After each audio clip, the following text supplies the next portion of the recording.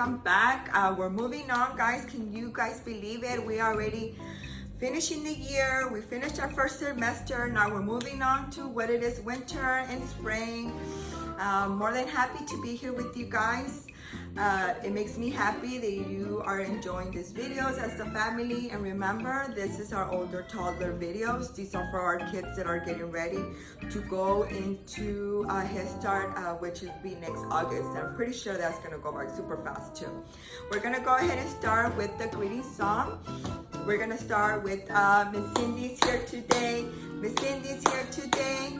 Clap, clap, clap. Miss Cindy's here today. So now you go ahead and take a pause and you go ahead and sing along with your child. And remember, moms and dads, you can add your name, your baby's name, or even your pet, just to your child can continue singing the song.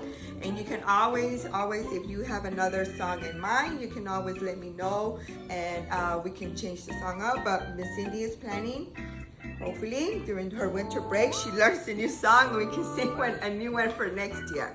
So we're gonna go ahead and start with our book. The book for this week is going to be Winter. And remember, moms and dads, we always go over, this is the front cover of the book, this is the spine of the book, and this is the back of the book. We want our children to be able to get familiarized, and you know, even though you may think I say it every time we read, every time we get the book, it's okay. Remember, our little ones learn by repetition and by modeling, and we're here as to model to them. We're gonna go ahead and start reading the book, Winter. And he has a what? What do you guys see in the front cover? We see a boy and a girl and their dog. I know it's winter when my toes are cold in the morning and the sun gets up late. Did you guys get cold toes and when it starts to get cold? Miss Cindy gets cold fingers and my nose starts to get cold when it's really cold outside. And he's right, the sun comes up really late when it's winter. Spiky eyes sparkles in the sunshine. It's time for snowsuits, big boots, and funny hats. It is. They're wearing their boots, they're playing in the snow, they're wearing they're covering up their ears because it gets cold. Look at the little birdies. It would be nice if we can get some snow here in Houston, but unfortunately we don't. But it's okay. We still can go outside and have fun in the winter. There are snowflakes and snow fights, frozen finger and soggy socks. And yes, our fingers get frozen and they get cold. You see how everybody's having fun? There are bowls of soup to warm us up and seeds for the hungry birds. Ooh, mommy and daddy must have cooked a really good soup, a warm soup to get them warm up. They have their mittens and their socks drying, and the birds are enjoying their dinner too. We play indoor games on snug indoor days, like hide and seek and dressing up. These are some really good ideas, really good games for us to play when it's too cold to go outside. You guys can play dress up, hide and seek. We watch the stars come out one by one, share bedtime stories, and snuggle up warm. Oh, look, they're counting the stars right before bedtime. And this is a really good idea, moms and dads, to read a story time to our little ones when it's time for bed. Make it into routine for them. Look how they're snuggled in together. This is the end of the book. Remember, winter. We are in winter right now. The activities that you guys will be receiving this week, moms and dads, is going to be favorite tales and rhymes. We want our little ones to start beginning to listen to when we're rhyming or we're saying, telling tales. And remember, we can always tell tales of when we were younger. I remember my dad or my mom used to give us stories of what their parents told them when they were little. And it's very fun and interesting for your little ones to be able to experience that with you guys. The first activity that you're going to be having in your packet is going to be memory games, matching and playing cards together. This is what you guys need, moms and dads. You will need 6 sets of 4 identical playing cards, matching cards. And then of course you need markers, tape, favorite toddler book. And the way you're gonna do this activity is going to be as placing the cards face down. I have some cards here, but of course you may not have these, but an idea I have these little cards here. They're like it's a memory game. But one idea what you can do, if you don't have those memory cards, you can always create your own. You can always use a sheet of paper. You can draw, let's say an apple, 2 apples, of course, because you want them to be matching. You can draw 2 stars, 2 triangles, 2 elephants, 2 moons, just so your child can be able to have a memory game. You don't have to necessarily have to go out and buy it. You can always make it at home and make that, and extend the activity, because you can even have your little one be the one to color them. Of course, if your little one is able to use scissors, right, you can go ahead and let him cut it out. It doesn't have to be perfect. But if you know that they still cannot handle the scissors, well, of course, moms and dads, you guys will do that step. You will cut it out for them. But you can let them color it. And just play that one. Play the memory game, play the matching cards. Or if you don't have any matching cards or any materials to draw, you can do matching socks. You can get, since we're starting, you can probably do 6 pairs of socks. And of course, you can lay them out and see if your little one can match them together. And once you see that 6 socks is easy for him or her, and they can start doing it really pretty fast, you can move on to add 2 more pairs of socks, make it more challenging for them. And what's in it for us in this activity is motor. Your child uses small muscles in her hands to pick up the cards, turn them over, put them down, mix them up. If we're using socks, our little ones are using their fine motors. They're putting their socks together. They're putting the sock together, and it's even more work because they have to bundle them up together.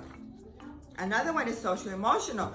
Your child learns social skills when she takes turns with you while playing games. Her favorite games are simple ones without winners and losers. And of course, this memory game doesn't have a winner, doesn't have a loser, which is perfect for little ones when they're starting off to start playing games. And your child may just have fun dumping cards out, picking them up, putting them back in the box, and that's perfectly fine. Remember, we want this learning experience to be fun. We want them to be thinking that they're playing, but of course they're learning throughout the playtime. And one thing that is going to be for you, mom and dad, what you're going to be doing is the parenting behavior is going to be supporting learning. You're going to be supporting your little one. Your child learns the names for new objects pictured in these games. Of course, this is when mom and dad come in. You will be naming what you see. If you have a star, you say star, have your child repeat it. If you have a moon, if you have an apple, if you have a bear, just have them repeat it. And of course, we want our little ones' language skills to be growing as they grow, which is what we're wanting. And by doing that, it's by us, repetition, continuing. You may think, like, I already said that like 10 times. It's okay. All we want them is to hear us. And of course, just saying the words out again and again. Remember, moms and dads, especially right now, since they're going to be home with you a little longer, you want them to be using their language skills as much as possible. And for your child's brain, the differences and similarities in pictures are becoming part of the memory file folders in your child's brain. She can pull them up when she sees an object like one in the picture. Remember, moms and dads, when they're doing this memory game, they're building files in their brain. They're connecting things. And as you explore throughout the day, or even if you go out grocery shopping, or even just in a commercial, you're gonna start noticing that they're gonna start matching, even without them even thinking they're doing that, but they're gonna start matching. And again, book sharing. Your child loves to hear her favorite books. When you read to her, pause and ask if she can tell you what comes next. That's really a really, really good tip. Or read most of the line and let her say the last few words from her memory. I promise you, mom and dad, if you read the same book maybe 3 to 4 nights, they will be able to tell you the story without a pause. And you'll remember, they will be able. And this is a great opportunity for them to use their memory skills too when it comes to reading. And remember, reading is very important. We want to be reading to our little ones every day if it's possible. Remember, even if it's 5 minutes, 10 minutes, it's okay. You don't have to sit there and read a whole book. If the book has too many words, you can cut it down. You can rephrase it and make it shorter. You don't have to read exactly everything on the book, and you can just change it up, or even ask them, what is happening here? What do you think is going to happen next? What are they doing? Are they happy? Are they sad? Are they having fun? Ask them open-ended questions, and that's going to be for our activity. Now we're moving along to your parent handout that you will be receiving is going to be space and structure for your little explorer. Remember, at this age, they want to explore everything. And we as parents, we have to make it safe for them. Every good designer takes the client's perspective. This approach works well in parenting too. Use your own curiosity to notice your child's behavior. Then ask yourself, how can I set up an inviting space for her to learn and grow? Remember, we have to, have our space in our structure to be accommodate our little one. And remember, they are explorers. They want to explore everything. And here in this parent handout, the good thing is that it gives you some types of ideas, and it gives you some resources. Here it says, your own peace of mind, like your child. You may feel stressed because of all the new situations she brings to your life. Having children can feel like one long, unpredictable adventure. Of course, you can take steps to reduce the stress by designing an environment that is safe enough for your child to take risks, but not to be in danger. Make your best effort to anticipate hazards. Keep in mind that minor mishaps can part for learning opportunity. This is just some guidance for you. Your attentive guidance allows you to uncover new abilities you didn't know you had, just like your child. And one more thing that I want to talk about before we move on to the next one is designing happens when you use your knowledge of your child's development and interest in arranging daily experiences, routines, and spaces for learning. You guide your child by modeling. Like I normally say, we are modeling all the time for our little ones, and teaching social emotional behaviors to keep us safe and engaged. We are our child's first teacher. We are the ones that model all the time for our little ones. And here we're moving along to also, you can always go over this, and when your home visitor gives you a call to follow up with the activities, you can always discuss it with her and ask her some questions if you may have any, or you can always ask me, Miss Cindy. And then also what we added into your packet for this week is going to be conscious discipline. This is some information for you to be able to have as you move out through the month. This information will be coming together towards the end, and you will be able to experience the whole conscious discipline. Caring Connections calendar. And then this one is just going to give you a little idea of what it is. And here it gives you Caring Connections, training relationships by practicing kindness, being grateful, and spending quality time with those we love. This is perfect. So you will have one that is Monday through Sunday. And this is a calendar right here. This is the one you were receiving in your packet. You see our calendar? We have Sunday through Monday. We have Sunday through Saturday. An example, Sunday, do something helpful for a family member or a friend. That's nice. That's being grateful. That's spending quality time. Even with your child, you're spending quality time because you're gonna set up, even if it's just to go make them a letter. I know right now is really hard times during COVID. A lot of us are not able to see our friends or spend time with our friends, or even just cooking a meal for them for that day and having them give it to them. On Monday, connect with the relatives. They say hello and chat, like we were saying. Right now, we're having a hard time to get connected with them, to see them in person, but you can always give them a call, 2-5-minute call. How you doing? We miss you. We hope you stay safe. If you need anything, I'm here. Take care. We love you. Or you can even send them a text. Hi, I'm just checking on you. Have a beautiful day. Just making sure I'm here for you. Just simple as that. We all need that. Especially right now, if you're not having any social connections, we all need that little phone call, that little text.